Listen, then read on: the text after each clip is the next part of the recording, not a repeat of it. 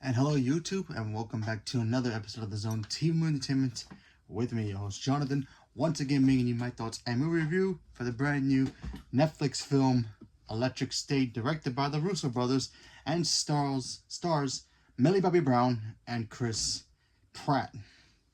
So what the heck is Electric State? Well, Electric State is basically the, how can I put this, the robot revolution in a way. So the story goes that, this world has robots. They serve humans and, doing construction work, running ice cream parlors or whatever it is. Happy times. And this is the 80s. Happy times. Everybody's all happy, happy, happy. Until one day the robots just realize, like, hey, we have rights too. We want our own rights. We want to be free to do whatever we want and live in our own way. Have our own houses and all that stuff. So they start a robot war that culminates between humans and robots, and they just literally go at each other. You have robots who work at restaurants, throwing tantrums, quitting their job mid-work. You have the government pretty much telling them cease fire and pretty much get back to work, and the robots are like, I ain't having it. They even have their own commander, and that's Mr. Peanut himself. That's right, Mr. Peanut, as in the peanut guy. He's like the commander-in-chief of all the rights of all the robots, kind of like a Martin Luther King type of character. So he just does his own thing. He has his philosophies of why robots should have their own rights, and it goes on for years until the humans get their butts whooped, and then they realize they got to make themselves into robots to be able to beat the robots. So yeah. So there's that. And then fast forward to Millie Bobby Brown's character.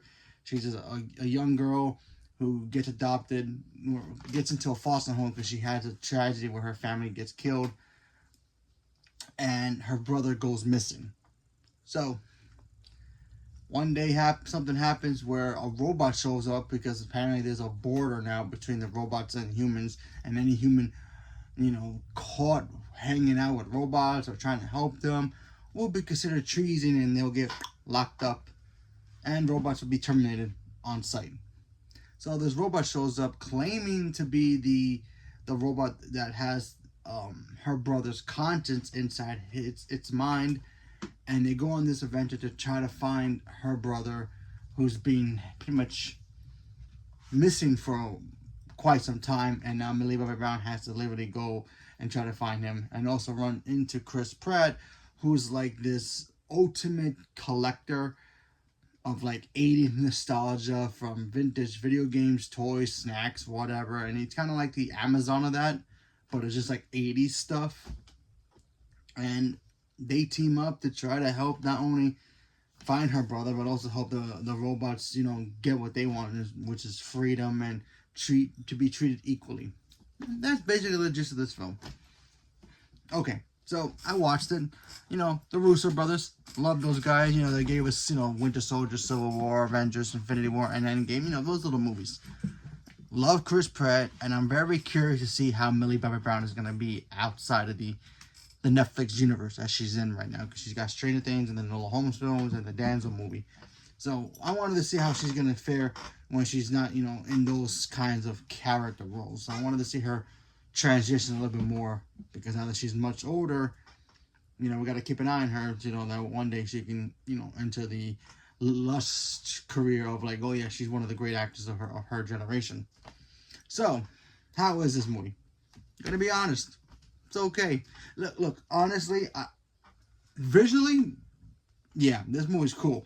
The robots looked great. Mr. Peanut, which, I've always seen in commercials or the Peanuts logo. I'm always wondering, like, what would be cool to see a movie about him, and then he just pops up in this movie. I'm not exactly sure if he's actually the Mr. Peanut, although he does have the top hat and the cane. I don't remember if he had a monocle. He may have had a monocle, but I can't remember. And if he did, then he really is Mr. Peanut. But they never really called him that, like the actual mascot. They just called him Mr. Peanut because he was literally a shape of a peanut. So let's just go with that. He was great. You have Millie Bobby Brown. She was fine. And, Chris Pratt. Look, I love Chris Pratt. He's great. My only negative about him right now, about him in this movie, He was literally playing Star-Lord if Star-Lord was on Earth this entire time. But just remember how in Guardians of the Galaxy 3, we finally got Star-Lord back on Earth, and we were like, yeah, what's he going to be doing now that he's no longer with the Guardians, and he's just going to be chilling, doing his own thing, hanging out with his grandpa.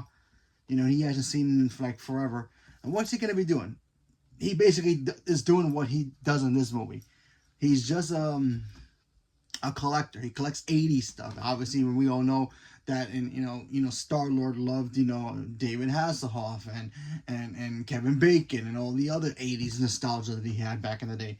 Same thing here, except he's running like an Amazon service doing and making profits, and he's got a psychic robot which is badass in this movie, by the way.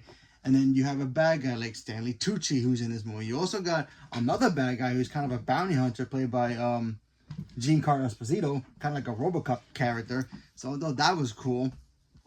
But yeah, Chris Pratt was literally just playing Star-Lord on Earth.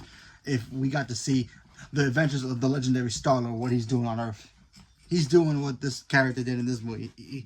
Like I said, I love Chris Pratt, and I'm just waiting. I want to see him do something else and not feel like he's playing Star-Lord in other movies. You know, like when he was in Jurassic World, he was playing a complete. I did not see Star-Lord. I just saw Chris Pratt playing this character, Owen. You know, here I felt like I was watching Star-Lord all over again. So what can you do? And look, I'm excited for Millie Bobby Brown. I want her to get out of Netflix. She needs to get out of Netflix now, like literally now, before she ends up just being stuck there and not moving forward in other big projects. Because, listen, she's gonna end up in the MCU eventually. We all know that. She's hanging out with the Russo brothers now. They probably love her. She's gonna eventually end up in the MCU. Eventually, we'll see. But she needs to get out of that comfort zone of just being on Netflix and get into these big, tentpole movies. You don't have to be big. You can do small indie films too. But she's got to evolve her craft. She really has to evolve her craft. Otherwise, she's just going to be stuck as just playing 11 for the rest of her life. So, because I kind of felt a little bit of like she was still playing 11 in here. The way she acts and moves sometimes. But she was also trying to be something else. So I do appreciate that. But I don't know. The rest of this film was just a little bit too. It had moments. It was like cool, but the whole story plot was beyond weird. Because at the end of the whole, they show us the flashback kind of thing of how the humans beat the robots with robot technology, and then they just put on robot helmets to have their self-conscious be on work mode and play mode, and then they were just stuck in loop land the entire time. So I was like, what's the point of having a barrier between you guys and robots if you guys are going to pretend to be robots? That made no sense to me in this movie, but whatever.